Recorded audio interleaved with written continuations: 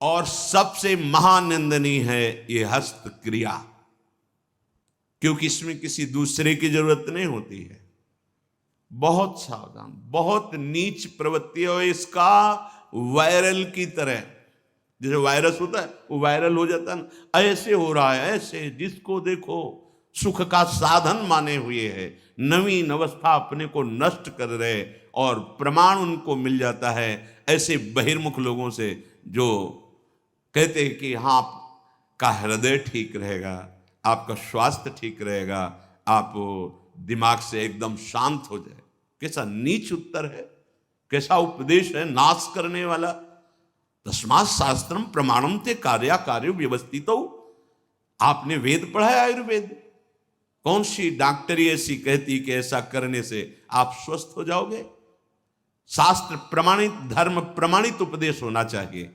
छोटे छोटे बच्चे, नवीन बच्चे जब ये सब पढ़ते हैं और ये सब सुनते हैं, धिक्कार है जीवन को, जो हमारे नवीन पीढ़ी को बर्बाद किया जा रहा है।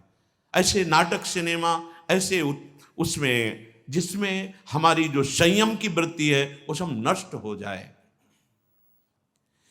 इस क्रिया के द्वारा सबसे पहला धक्का हृदय पर लगता है। इसका धक्का बार बार लगने से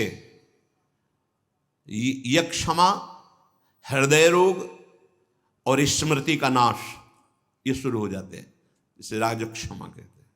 यही रोग हुआ था विचित्र वीर्य को।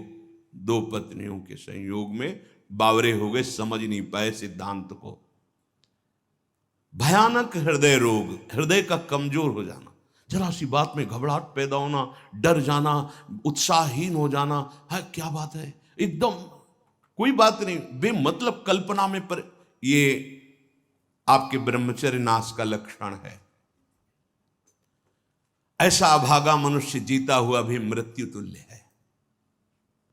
मस्तिष्क में बिजली की तरह इसका प्रभाव पड़ता है ब्रह्मचर्य नाश का, वो एकदम क्षीण करता चला जाता है। याददाश्त नष्ट हो जाना,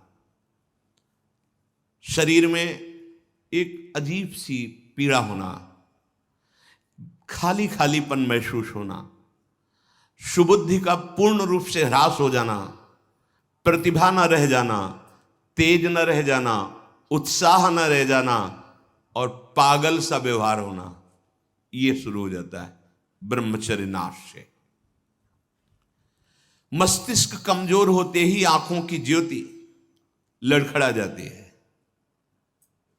ऐसे देखें, अवस्थागत बात अलग है। अभी ब्रह्मचर्य रह करके आप देखो, ये तो प्राकृतिक नेत्र हैं, आपके दिव्य नेत्र खुल जाएंगे।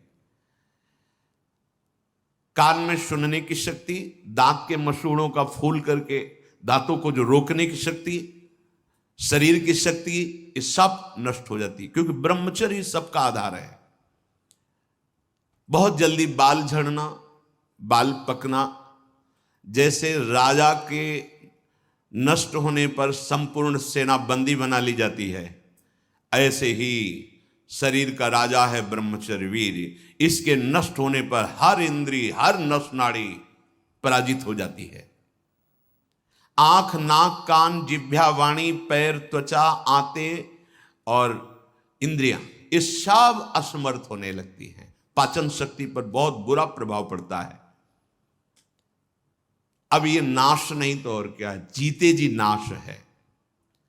हस्त क्रिया से संपूर्ण शरीर ढीला, फीका, दुर्बल, कमजोर और रोगों का प्रादुर्भाव होने लगता है। मुख की कांति हीनता बढ़ती चली जाती है। मुख प्रसन्न तन तेज विराजा, कीन्ह से रामचंद्र कर काजा। यार चेहरा देखो, वैसा लगता है जैसे सब उड़ गया, कुछ नहीं रह गया, बस केवल सजावट सजावट रह गई है। पवित्रता, जितेंद्रियता, बल, अध्यात्म चिंतन कुछ नहीं, शून्य। बस वही वर्तमान भोगों का चिंतन, कैसे भोगूं, भोगे हुए भोगों का चिंतन। बस आप देख लो अपने हृदय में झांक करके। संपूर्ण जीवन विषयानंद में फंस जाता है। इंद्रिय दुर्बलता के कारण अगर वो गृहस्थ में भी गया तो वो गृहस्थ में भी अपने धर्म का पालन नहीं कर पाता, क्योंकि उसकी जो शक्ति है वो नष्ट हो चुकी है।